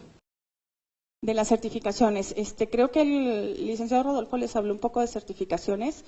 Es muy importante que ustedes que están en el proceso fiscalizador y están en la visita y son los que obtienen las pruebas, en ese momento certifiquen que están cotejando contra el original y lo hagan constar en una acta. Muchas veces nos pasa que son copias simples y no tuvieron tiempo de certificarlas ni hacerlas constar en ningún lado.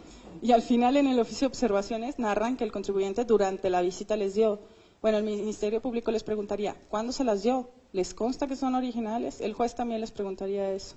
Así es que les voy a pedir que documento que obtengan del contribuyente, documento que certifiquen y hagan constar.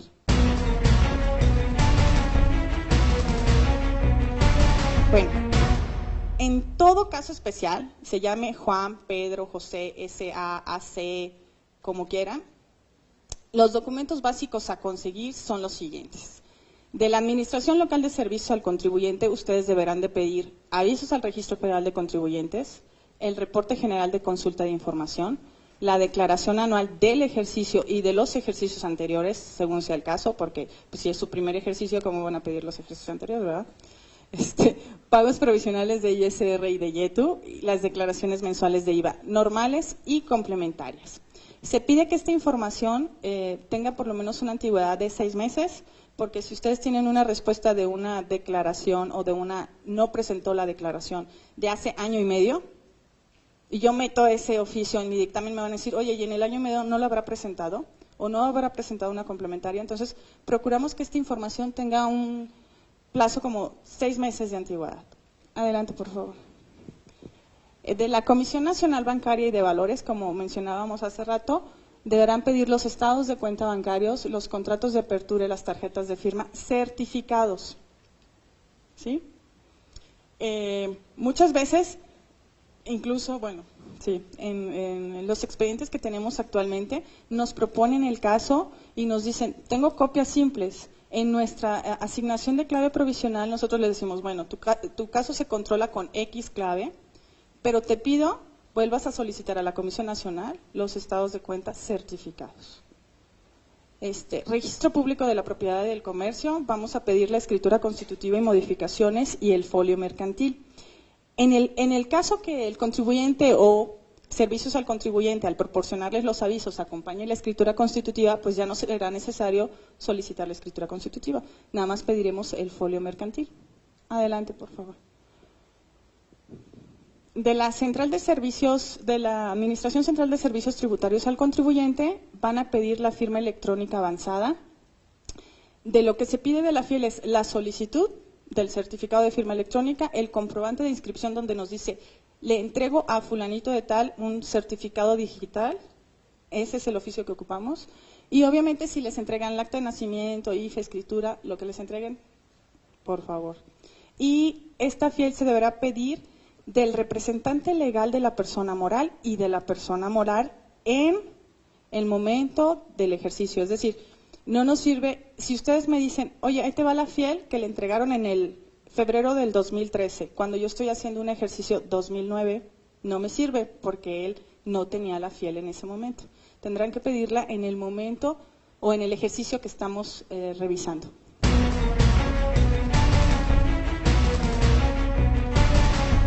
Les voy a platicar de las conductas más frecuentes que se presentan en la central, empezando por la omisión en la presentación de la declaración por más de 12 meses.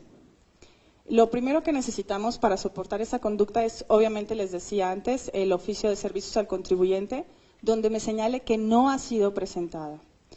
Tenemos casos en los que informan, no está localizada en el sistema, eso no significa que no esté presentada.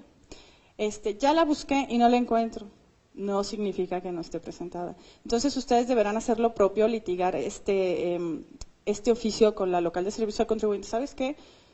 Vía telefónica, vía correo electrónico, no por escrito, porque ustedes no pueden poner palabras en la autoridad, decirles, oye, necesito la declaración del ejercicio, y si no está presentada, contéstame sí. No, necesito la declaración, y ya le hablan, oye, si no la tienes presentada, pues señala ahí que no ha sido presentada. El siguiente procedimiento es los papeles de trabajo con la integración mensual y el análisis de los ingresos determinados.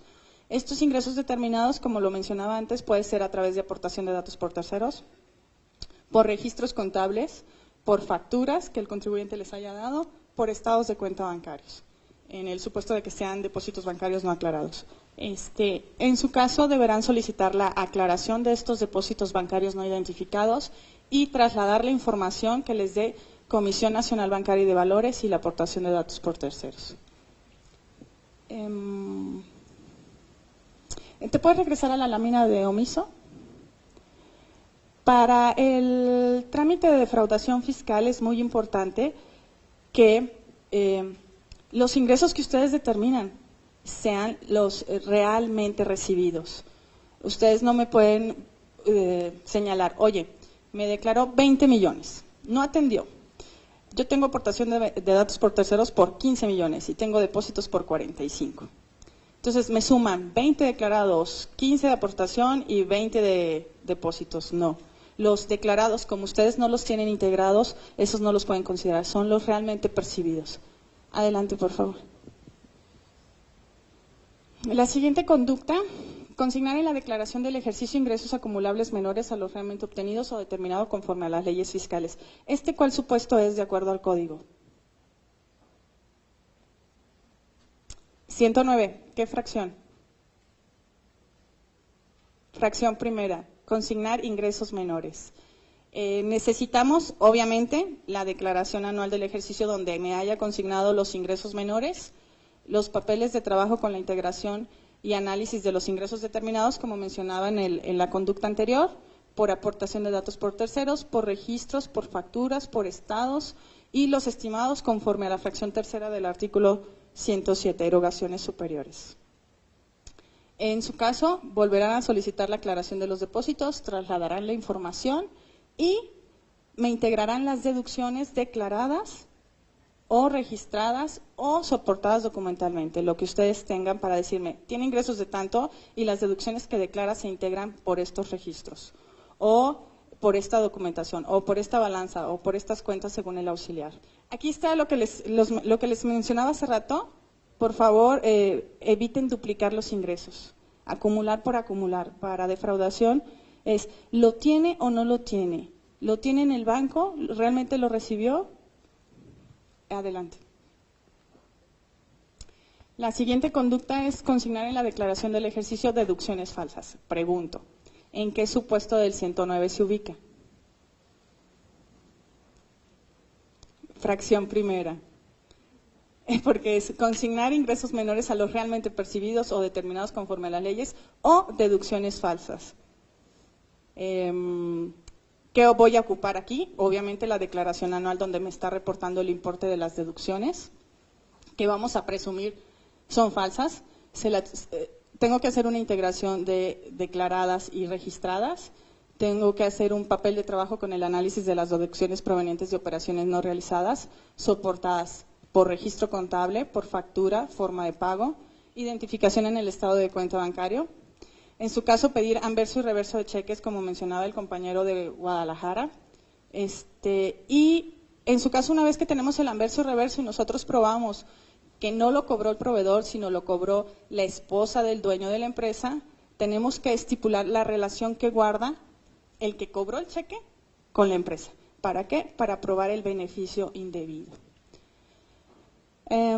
Y los puntos otro punto es realizar los procedimientos de auditoría necesarios para acreditar que esas deducciones consignadas en la anual son falsas o no cuentan con soporte documental. De acuerdo con las estrategias para el trámite de defraudación fiscal, del que ustedes creo ya tienen acceso, hay dos supuestos, el que las deducciones sean falsas y el que no tenga soporte documental, porque al final del día me está informando un dato en la anual que no es real. Estos procedimientos se van a hacer a través de aportación de datos por terceros, sea proveedores, prestadores de servicios o impresores, solicitar a Comisión Nacional Bancaria y de Valores el anverso y reverso de cheques. Adelante.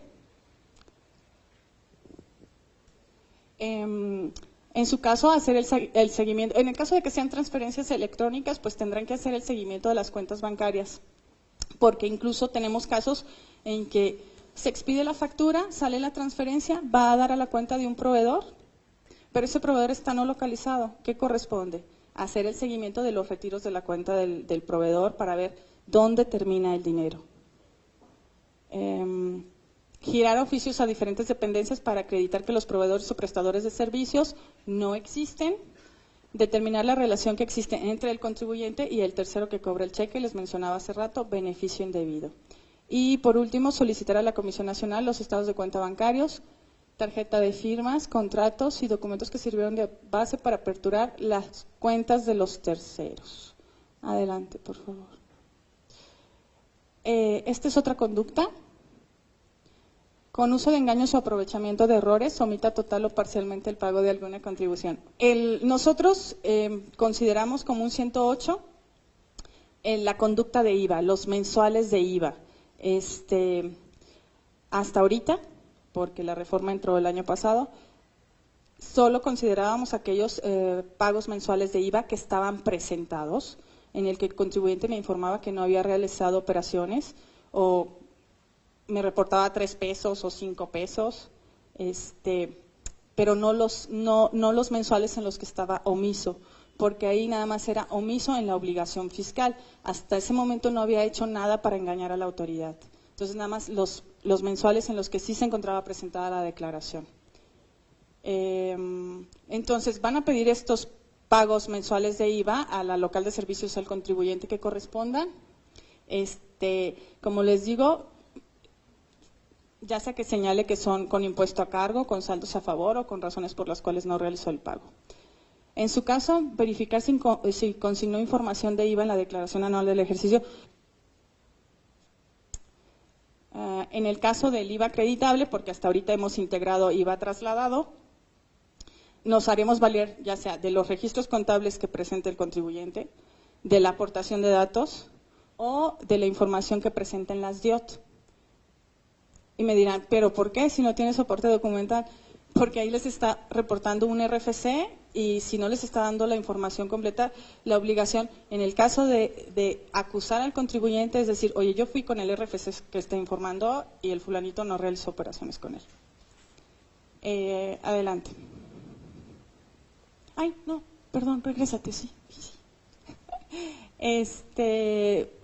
Solicitar la aclaración, trasladar la información y pedir declaraciones anteriores, de periodos anteriores, con saldos a favor pendientes de acreditar. ¿Por qué? Porque para el trámite especial se considera ese saldo a favor. Adelante. Obtener un beneficio indebido con perjuicio del fisco federal. Lo que se pide aquí es pedir a la central a la central de devoluciones y compensaciones el formato electrónico de la devolución, su anexo, la declaración mensual donde consigna el supuesto saldo a favor y la DIOT. Copia certificada de la impresión de pantalla de devoluciones y compensaciones donde nos dice, le autoricé tanto, actualizado, le deposité tanto, tal día. La cuenta bancaria del contribuyente donde se observe el importe depositado. ¿Se acuerdan del papel de trabajo que les enseñé? Es el resumen de esto.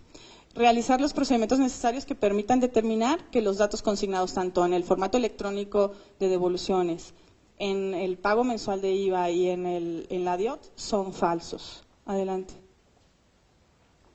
Estos procedimientos obviamente son aportación de datos por terceros, localizar a los impresores, pedir anversos y reversos, darle seguimiento a las transferencias electrónicas en caso de que sí hayan ido a las cuentas de los proveedores y los proveedores están no localizados. Siguiente conducta, omitir enterar dentro del plazo que la ley establece las contribuciones que hubiere retenido o recaudado. Supuesto ubicado en. Muy bien, muchas gracias.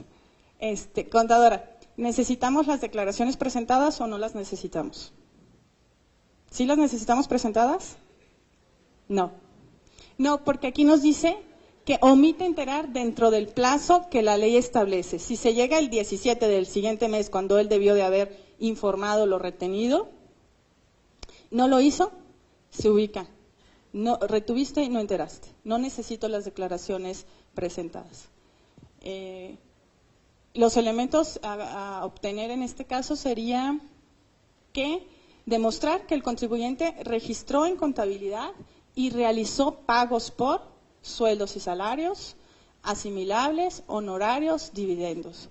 Obtener los elementos contables para demostrar que efectuó la retención y hacer un papel de trabajo con el análisis de los sueldos y salarios, honorarios o dividendos, esto a través de los registros contables, recibos de nómina, listas de raya en su caso, recibos de honorarios, constancias de retenciones, la forma de pago, la salida cómo le pagó la empresa al trabajador. Con la nómina general, pues con eso me lo cruzan. Y los estados de cuenta, obviamente, donde se vea el retiro, ¿no? Solicitar a Comisión Nacional Bancaria y de Valores los estados de cuenta bancarios de los terceros. En su caso, yo este procedimiento se los recomiendo cuando son pocos los compulsados, porque si es una nómina de 1,000, pues como que con la pura salida de la persona, del patrón, con eso nos conformamos y obviamente con los recibos de nómina, donde se vea que sí se le retuvo un impuesto y esté firmada la nómina, reconocida por el empleado. Me retuvo tanto. Realizar visitas domiciliarias de aportación de datos por terceros y, muy importante, hacer constar en actas parciales la documentación que reciben. Como les decía, el auditor puede certificar, pero sería muy conveniente que dijeran, bueno, me proporcionó los recibos de nómina, me proporcionó los recibos de raya, todo lo que soporta el trámite, incluso. Bueno, no sé si en sus visitas todavía aparezca el ISPT en los registros contables como tal, o ya no aparece. En caso de que apareciera, ustedes deberían de hacer una aclaración en una acta parcial diciendo que el ISPT es igual al impuesto retenido, pero que debido a la modificación que sufrió y los registros siguen siendo los mismos, pues se considera ISPT como el impuesto retenido.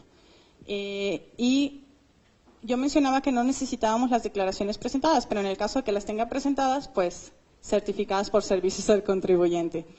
Y aquí muy importante, No son procedentes para trámite especial aquellos asuntos en los que el contribuyente no haya retenido y por tanto no enterado, porque la fracción segunda del 109 es muy específica, dice retener y no enterar.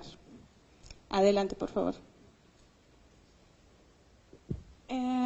Esta conducta, omitir presentar por más de 12 meses la declaración del ejercicio, ya la vimos en la anual, pero ahora la vamos a ver en pagos mensuales de IVA a partir del 2012. No la habíamos tocado porque no habían pasado los 12 meses, pero por ejemplo en la declaración mensual de enero del 2012, que se presenta más tardar el 17 de febrero del 2012, si no está presentada a esta fecha, se ubica en el 109 fracción quinta del Código Fiscal. Para este caso, vamos a necesitar de la local de servicios al contribuyente que nos señale qué declaraciones no han sido presentadas. El papel de trabajo con la integración del valor de los actos a través de los procedimientos de aportación de datos por terceros, registros contables, facturas, estados de cuenta bancarios. Solicitar la aclaración de los depósitos no identificados, eso es muy importante, porque luego dicen, no, pues a mí nunca me preguntaste, nunca me solicitaste la aclaración. Y trasladar la información de Comisión Nacional Bancaria y de Valores y la aportación de datos por terceros. En este caso,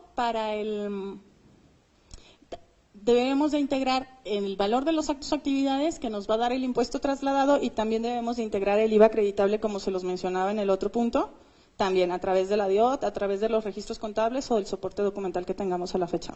Ya como última parte del día de hoy tenemos casos prácticos. Son 3 casos prácticos, de hecho son los casos que platicó el contador Borja. Estos casos que les estamos presentando son causa penal ya, son casos documentados que pasaron por averiguación previa, que ahorita se encuentran en juzgado. La práctica 1, o el caso número 1, tenemos el supuesto de la empresa que se llama La Luna S.A., DCB, consigna deducciones por cierta cantidad. Estas deducciones están integradas por los proveedores o prestadores de servicios Constelación y Osa Mayor. Y por una parte tenemos que se efectuaron pagos o depósitos a las cuentas bancarias de los proveedores, lo que significa pues que si hay una factura y hay un pago al proveedor, ¿por qué lo estoy proponiendo para caso especial? ¿Dónde está la falsedad? Ahí no está la falsedad, hay que hacer el seguimiento. Se los comentaba el contador Borja, hay que estar haciendo los procedimientos hasta llegar al final. Tenemos a los 2 proveedores, los proveedores no fueron localizados, no presentan declaraciones. Los impresores, porque estamos hablando de un ejercicio que todavía hay impresores autorizados, no se encuentran registrados en el RFC ni como impresores autorizados. De las cuentas de los proveedores se libraron cheques a favor de accionistas de La Luna y en su gran mayoría a una persona física llamada Estrellita López López, no localizada. Adelante, por favor. Los accionistas depositaron los cheques en cuentas aperturadas a nombre de Luna y Estrellita López López endosa los cheques a favor de Luna y los deposita en sus cuentas bancarias.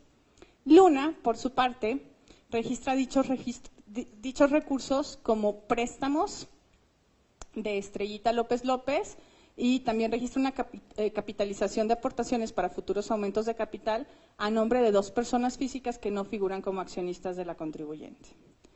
La Luna, para el pago de los supuestos préstamos ya registrados, que le endosó Estrellita, expide cheques a nombre de Estrellita y estos cheques son cobrados por los accionistas de Luna y terceras personas. Como ven, se tuvo que hacer un seguimiento hasta ver dónde quedó el dinero, quiénes cobraron esos cheques, quiénes obtuvieron el beneficio indebido. Y por lo que se pudo ver fueron los mismos accionistas de Luna y terceras personas. El procedimiento aquí, o la práctica a seguir sería que, de acuerdo a lo comentado hace rato, ¿cuáles son los procedimientos para demostrar esta conducta? Primero, ¿qué conducta es? Entonces, la pregunta es, la práctica 1, ¿qué conducta es? Si Luna celebró operaciones con unos proveedores no localizados. Estos proveedores localizados libraron cheques a nombre de los accionistas y de una tercera persona. Esta tercera persona endosa, y el resultado de esto es que los mismos accionistas están cobrando ese dinero. ¿Qué conducta es?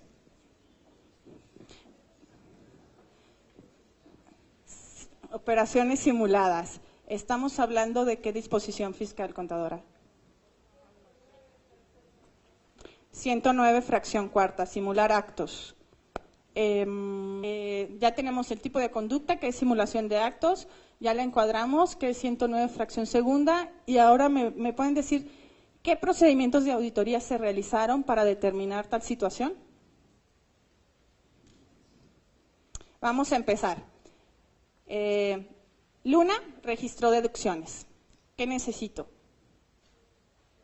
La declaración anual, ¿sí? Ok. Después dice ahí que Luna efectuó pagos a los proveedores. ¿Qué más necesito? ¿O qué más obtuve? Los registros contables y los estados de cuenta de Luna, donde se ven las salidas por los pagos de estas operaciones. Me dice que los proveedores no fueron localizados. ¿Qué procedimiento realicé para determinar eso? Compulsas, para decir no está localizado, pero si una compulsa donde no es no localizado, ¿qué más hago? Girar oficios a diferentes dependencias para que me digan de domicilios dónde lo puedo localizar. Dice, no fueron localizados, no presentan sus declaraciones. Solicitar a la Administración Local de Servicios al contribuyente la presentación de las declaraciones de los proveedores. Es Servicios quien te va a decir no están presentadas o X sí está presentada o nada más me presentó la mensual. De impresores, dice no se encuentran registrados en el RFC. Lo mismo, solicitar a Servicios al contribuyente los avisos de inscripción de los impresores, checar en la pantalla del SAT si estaban autorizados. La siguiente lámina dice, los proveedores libraron cheques a favor de accionistas y en su gran mayoría a Estrellita. ¿Cuál es ese procedimiento? ¿Cómo supimos nosotros que los proveedores de sus cuentas bancarias salieron cheques? Pedí a Comisión Nacional Bancaria los estados de cuenta de los proveedores y solicité el anverso y reverso de cheques, obviamente de los retiros, ¿verdad? Sí, para los retiros. Dice aquí que Estrellita López está no localizada. ¿Cuál es ese procedimiento? Solicitar a diferentes dependencias datos acerca de la contribuyente, porque servicios al contribuyente o recaudación servicios, ¿no? Ya me dijo que no está localizada. Yo ya tengo una verificación ocular y me dice no localizada, entonces, ¿qué hago? Le escribo al registro público, le escribo a Tránsito, le escribo al IFE, al IMSS, ¿a quién más? A la Comisión Federal de Electricidad, a Telmex, datos sobre los bienes o posibles domicilios para ir a esos domicilios a localizarla. Siguiente lámina. Dice aquí, los accionistas depositaron los cheques en cuentas aperturadas a nombre de la Luna. ¿Qué significa ese procedimiento? Y Comisión Nacional Bancaria, pero yo ya tengo los estados de cuenta de la Luna porque yo ya vi los retiros por los pagos a proveedores. Quiere decir que yo ya hice un análisis de los otros retiros que obviamente no checan con los pagos a proveedores y hago el rastreo de esos retiros. Estrellita López endosó los cheques a la Luna y los depositó en cuentas bancarias de la Luna. ¿Cuál es ese procedimiento? Anverso y reverso de cheques a Comisión Nacional Bancaria y de Valores. En la siguiente lámina tenemos que la Luna registró dichos recursos como préstamos de Estrellita. Significa que tengo los registros contables donde se ven las pólizas, donde hace ese registro. También de la capitalización de aportaciones para futuros aumentos de capital. Y en la última lámina dice que la Luna, para el pago de los supuestos préstamos, expidió cheques a nombre de Estrellita. ¿Qué significa? Nuevamente, anverso y reverso de cheques, o hacer el seguimiento de la transferencia electrónica en caso de que no hubieran sido cheques, los cuales fueron cobrados por accionistas. Hacer el seguimiento de esos cheques hasta lograr conocer que los accionistas los cobraron y las terceras personas. Este asunto es causa penal, quiere decir que ya están juzgados. La práctica 2, por favor. Esta práctica también se las platicó el contador Borja. Tenemos un contribuyente que se llama Promociones SADCB, que celebra contratos por la prestación de servicios de personal especializado con Acuerdos S.A., es una integradora, y a la vez le transfiere fondos para el pago de nómina. Este Acuerdos S.A., a través de otras 2 empresas que son integrantes, Jesús Asociados y Patus AC, contrata a Hugo, Paco y Luis para prestar los servicios a Promociones. Entonces, como les comentaba el contador Borja, te vas y les haces compulsa a estas personas físicas, quienes reconocieron celebrar contratos de prestación de servicios no con Jesús, no con Acuerdos, sino con nuestro contribuyente principal, Promociones SADCB. Y señalan también, presentan declaraciones anuales con ingresos exentos, señalan trabajar para Promociones y reciben el pago como alimentos. La primera pregunta es, ¿qué procedimiento se realiza? No. ¿De qué conducta se trata? ¿Su situación laboral qué, perdón? ¿Sustitución laboral? Simulación, sí. Simulación de actos, sí, igual, fracción cuarta, 109.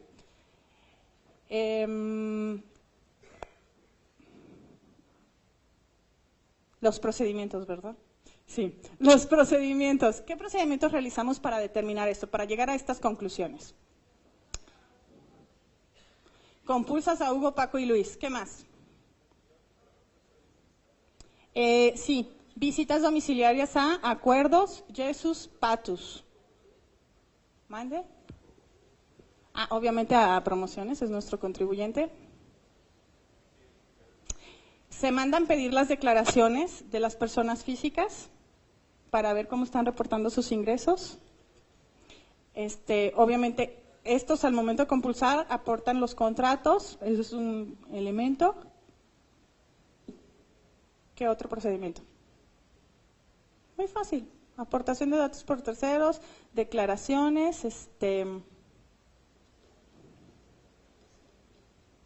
los estados de cuenta de las personas físicas, los estados de cuenta de Acuerdos.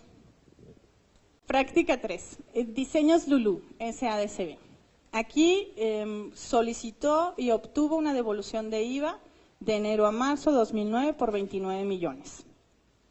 ¿Por qué la obtuvo? Porque reportó operaciones con Pati Creaciones, compra de mezclilla. Y entonces, como les platicaba el contador Borja, se tiene que hacer un seguimiento de los flujos. Pati Creaciones realizó operaciones con Vigo, Vigo con comercializadora. La comercializadora está no localizada. De aquel lado tenemos que exporta la famosa mezclilla que le compra a Pati Creaciones a un cliente en el extranjero, Rosy Corp, quien en aportación de datos por terceros negó las operaciones. También por una parte tenemos que dentro de la documentación que aporta para la promoción de la devolución, proporciona los estados de cuenta donde se ven los supuestos depósitos por las ventas de la mezclilla en el extranjero. Y resultó que de la información que se solicitó a Comisión Nacional Bancaria, ese estado de cuenta era falso. ¿Qué procedimientos se realizaron? No, perdón. ¿Qué conducta es? Entonces es un 108 porque obtuvo un beneficio indebido en perjuicio del fisco federal y es una conducta calificada al usar documentos falsos, manifestar datos falsos. ¿Ok? Si es de 700,000 pesos, nos la pueden proponer. ¿Qué otro? Ok, tenemos la conducta, tenemos el supuesto en la disposición fiscal. ¿Qué procedimientos se realizaron? Por ejemplo, para conocer de Pati Creaciones, aportación de datos por terceros, tengo que ir con Pati. Oye, ¿le vendiste? Primero, ¿existes? Luego, ¿le vendiste? ¿Qué le vendiste? ¿Cómo te pagó? Ya diría el contador Borja, todas esas preguntas que nos van a llevar a concluir que la operación no se realizó, que es ficticia. Para saber que era no localizada, ¿qué tuvimos que hacer? Servicios al contribuyente primero, para que vaya a verificar el domicilio, no estuvo. Después, diferentes dependencias, ¿no? Por la parte de Rosy Corp, ¿cuál fue el procedimiento? Administración Central de Auditoría Internacional. Solicitamos el apoyo para una aportación de datos por terceros o una solicitud de información al extranjero. Auditoría Internacional te manda un escrito y te dice, oye, ya fui con el contribuyente y el contribuyente niega estas operaciones. Aquí les voy a decir algo. Los escritos que en el extranjero obviamente se presenten en inglés o en cualquier otro idioma, deberán por fuerza estar traducidos por perito oficial. No lo que yo entiendo, porque yo puedo entender muchas cosas. El perito oficial que tiene el sello del Poder Judicial, autorizado por ese año, una traducción. ¿Qué otro procedimiento se realizó? Comisión Nacional Bancaria y de Valores solicita el estado de cuenta. ¿Y qué otro procedimiento? Y lo vimos en las otras plantillas. Solicitar el expediente a la Central de Devoluciones y Compensaciones, el formato electrónico de devoluciones, el anexo correspondiente,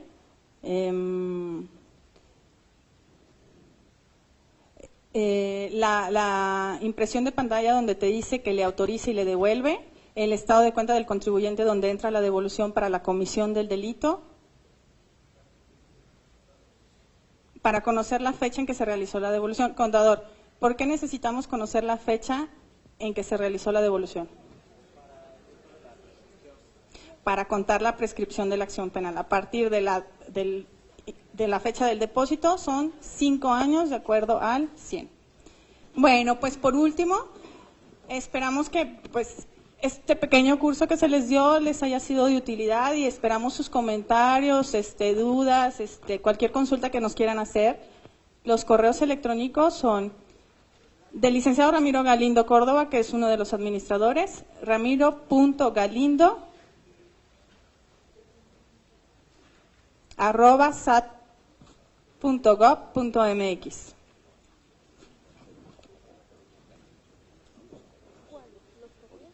Su teléfono es el 5802-0219.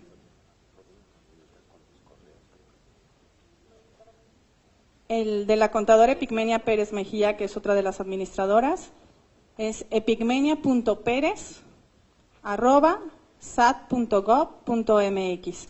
El del contador Rodolfo Peregrina es sí, aquí está tu teléfono, 5802-0423. El del licenciado Peregrina es rodolfo.peregrina@sat.gov.mx y su teléfono es 5802-0584. Pues esperamos sus propuestas y estamos para servirles.